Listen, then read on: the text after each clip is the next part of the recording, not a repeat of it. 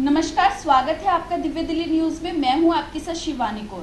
Kidney की बीमारी हर एक दूसरे व्यक्ति को है। आज किडनी की समस्या इतना बड़ा रूप ले चुकी है कि उसके लिए दिल्ली में स्पेशल 1000 बेड का अस्पताल बनवाया गया है।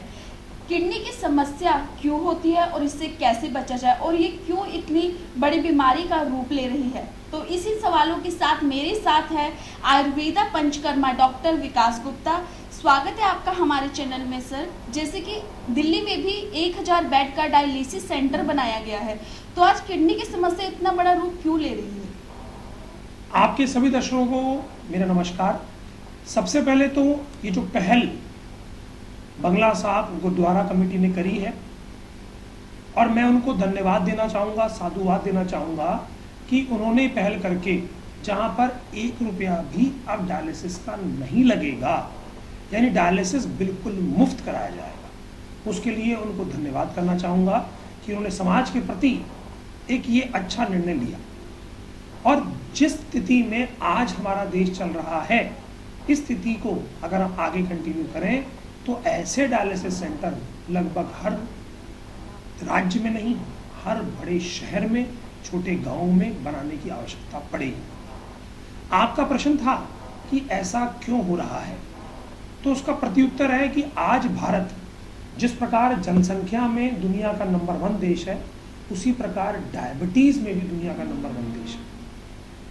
किडनी की समस्या की शुरुआत सबसे पहले अगर मैं बोलूं तो डायबिटीज के होने से होती है। जोड़ों के दर्द, कमर दर्द जो होते हैं, उसके अंदर जो हम दर्द की गोली खाते हैं, कोई भी दवाई हम ग्रहण करते हैं बिना डॉक्टरी सलाह के, उसके कारण से होती है। उसके अलावा पेस्टिसाइड्स का बहुत ज़्यादा प्रयोग। अब देखिए, ज़मीन तो जितनी थी उतनी है, उसके ऊपर जो किसान फसल उगा रहा है वो एक्सेसिव यूज़ ऑफ फर्टिलाइज़र कर रहा है, पेस्टिसाइड कर रहा है, वो आपके शरीर में जा रहे हैं और वो आपके शरीर में डाइजेस्ट ना होने की वजह से किडनी फेलियर को लाइट कर रहे हैं। स्टेरॉयड का प्रयोग, देखिए स्टेरॉयड का प्रयोग जिम में जाने वाले व्यक्ति, इनडायरेक्टली मैं बोलूँ तो हर इंसान जो भी अपने आप से ज़्यादा चाहता है वो इनडायरेक्टली स्टेरॉयड फॉर्म में ले रहा है। मान लीजिए आपको आज खांसी जुकाम बुखार हुआ, आप डॉक्टर के पास गए और आपने कहा जी मुझे ऐसी खुराक दीजिए कि मैं कल सुबह तक फिट हो जाऊँ, तो डॉक्टर भी क्या करता है, लो डोज ऑफ स्टेरॉयड देता है आपके भले के लिए, परंतु आपको उसकी आदत पड़ जाती है और उसकी वजह से होता है। उसके अलावा जो अगला कारण है स्ट्रेस। हमारे देश में अननेसेसरी स्ट्रेस है। बुद्ध का देश है, बुद्ध ने पूरी पृथ्वी को, पूरी दुनिया को शांति का मार्ग यहीं से दिखाना शुरू किया, और आज हमारे बीच में ही शांति नहीं। मानसिक तनाव है जिसकी वजह से आपका ब्लड प्रेशर बढ़ता है, और ब्लड प्रेशर की वजह से स्ट्रेस पड़ता है किडनी को, और किडनी हो जाती है फेलियर।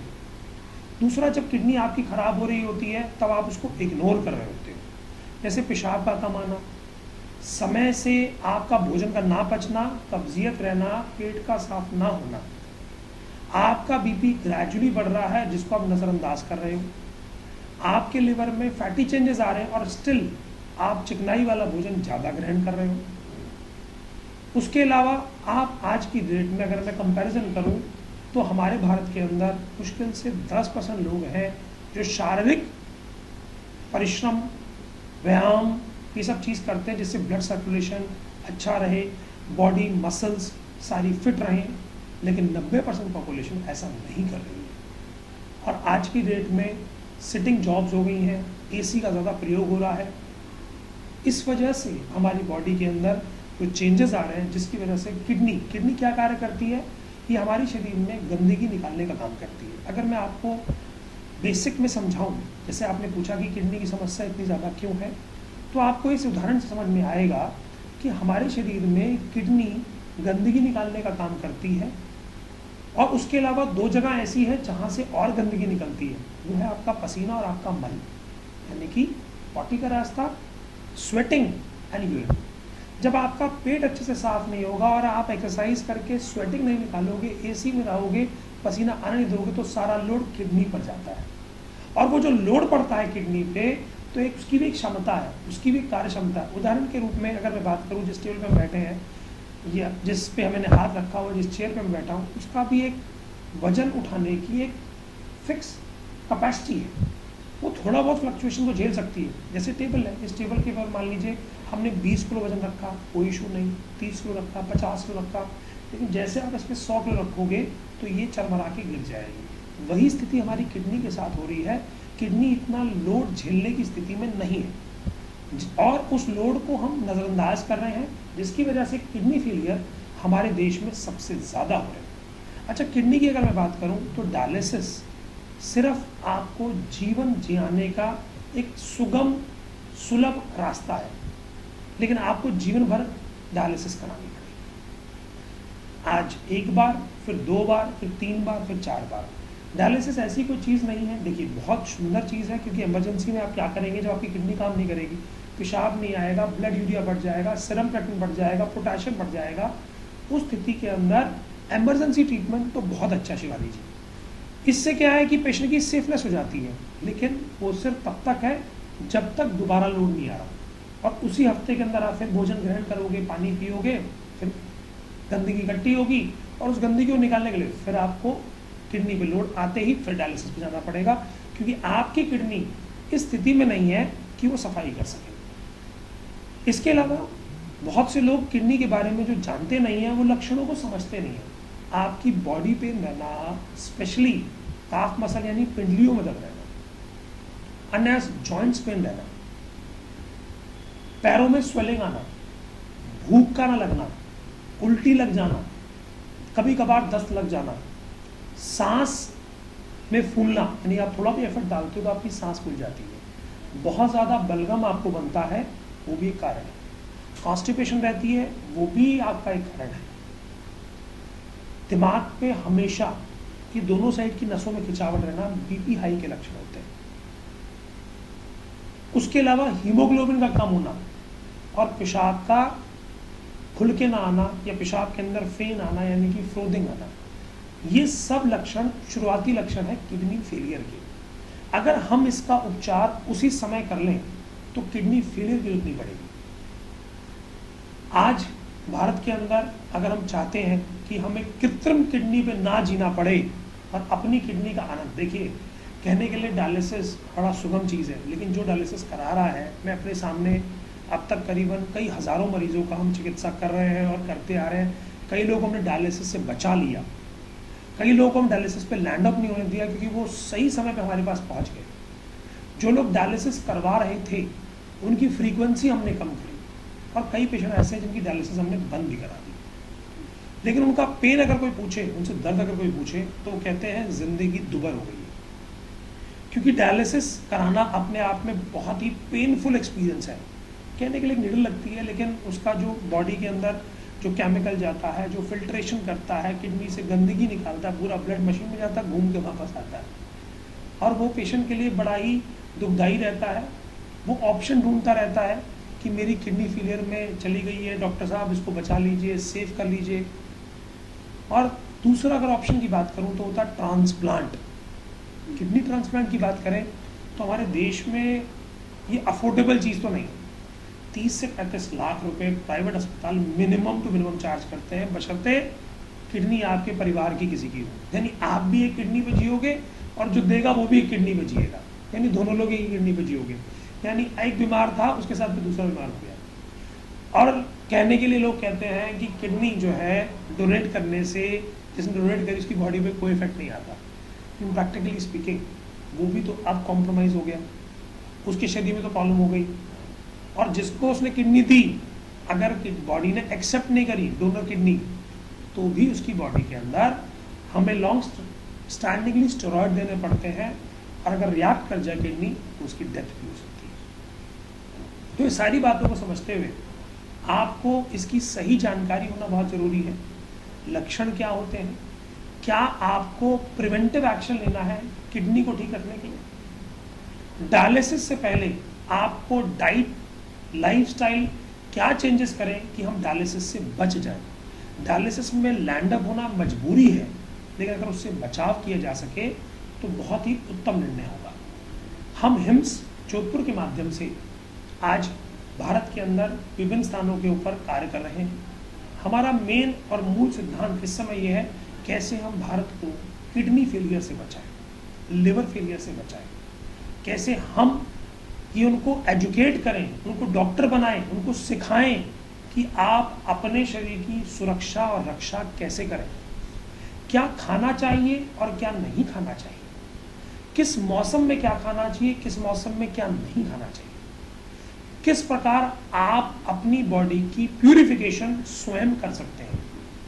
स्वयं को स्वस्थ करने के लिए आपकी डाइट में, आपके लाइफस्टाइल के अलावा ऐसी कौन से योगासन है जिनको करने से आपकी ब्लड का सर्कुलेशन बेटर होगा, कौन सी मेडिटेशन आपको करनी चाहिए, सिलेक्शन ऑफ हर्बल ड्रग्स जैसे गोखरू की बात करें, पुनर्नवा की बात करें, ये दोनों ड्रग्स साइंटिफिकली प्रूवन है क्योंकि नेफ्रॉन्स को रीएक्टिवेट करने में हेल्प करती है।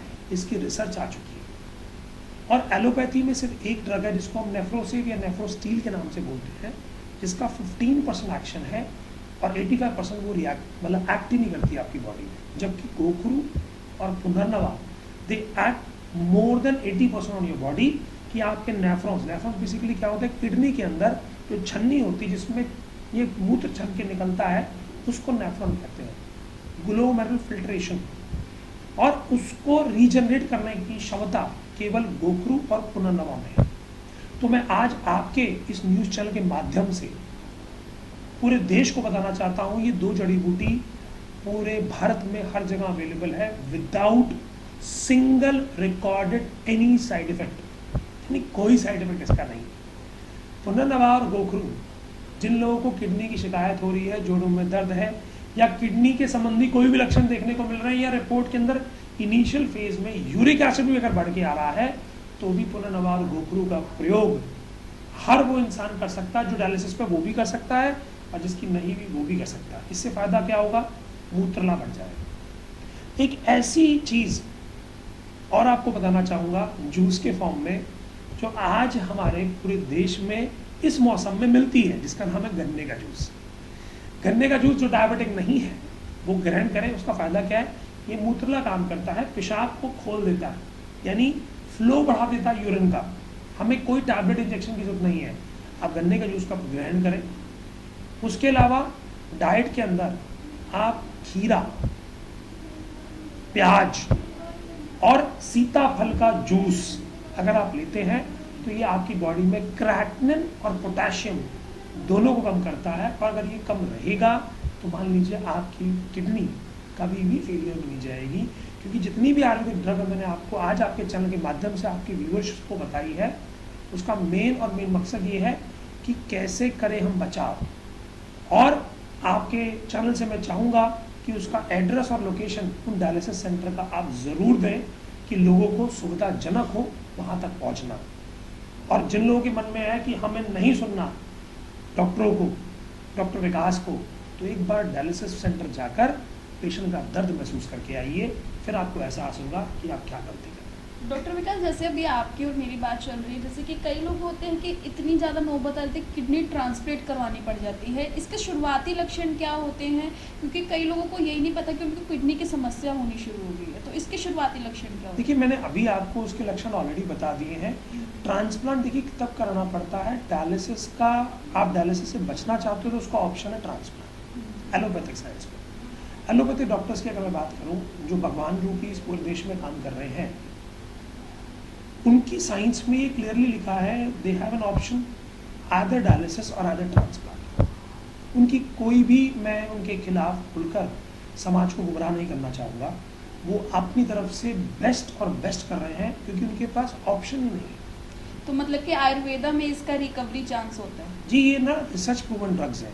इसके ऊपर अभी गवर्नमेंट ऑफ इंडिया ने करीबन 2017 की बात है, 100 मरीजों के ऊपर इस रिसर्च की कि क्या हम क्रेटिनिन लेवल कम कर सकते हैं कोई आयुर्वेदिक ड्रग से, ब्लड यूरिया कम कर सकते हैं, यूरिन आउटपुट बढ़ा सकते हैं, हीमोग्लोबिन इंक्रीज कर सकते हैं, प्रोटीन लॉस ठीक कर सकते हैं, वीकनेस रिपेयर कर सकते हैं, ब्रीदिंग डिफिकल्टी ठीक कर सकते हैं। तो ये रिसर्च ऑलरेडी सरकार ने करी है आयुर्वेदिक ड्रग के साथ में, और ये प्रूव किया है कि 2 ग्रुप बनाए गए, एक जो मरीज एलोपैथिक ड्रग ले रहे थे, एक जो मरीज आयुर्वेदिक ट्रीटमेंट ले रहे थे। तो कंपेरेटिव स्टडी निकाल के उन्होंने निकाला कि जिन लोगों ने आयुर्वेदिक ट्रीटमेंट लिया उनके अंदर जो रिजल्ट है वो परसिस्टेंट आए। एलोपैथिक ड्रग से भी रिजल्ट आए लेकिन चेंजेस होते रहे, कभी अच्छा हो गया, कभी बुरा हो गया, कभी अच्छा हो गया, कभी बुरा हो गया।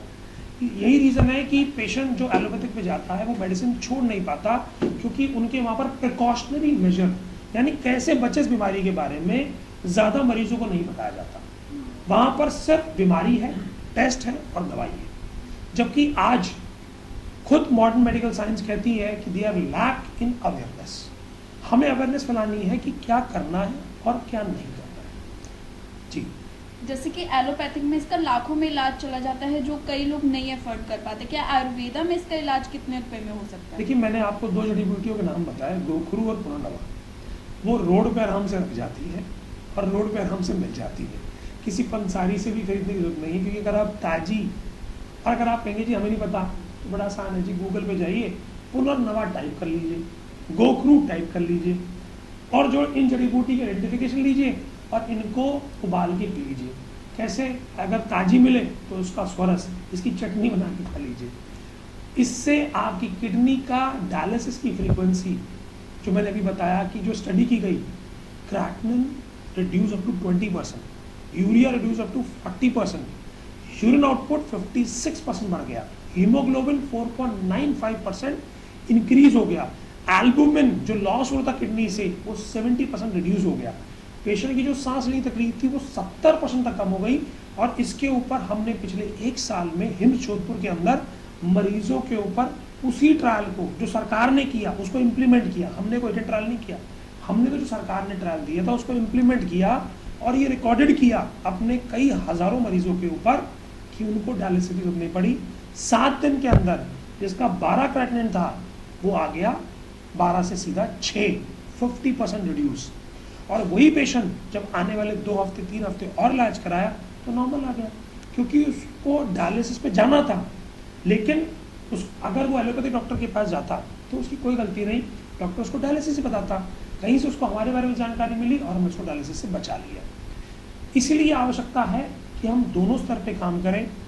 हमें अपने पेशेंट को ज़रूर बताना है क्या खाने से किडनी खराब होती है और क्या हम डाइट में अवॉइड करें, उस पर ध्यान देना। जी, तो जैसे कि देखा आपने कि किडनी की समस्या को आप ज़्यादा महंगे इलाज के माध्यम से ना करके आयुर्वेदा तरीके से रिकवर कर सकते हैं और डायलिसिस से बच सकते हैं।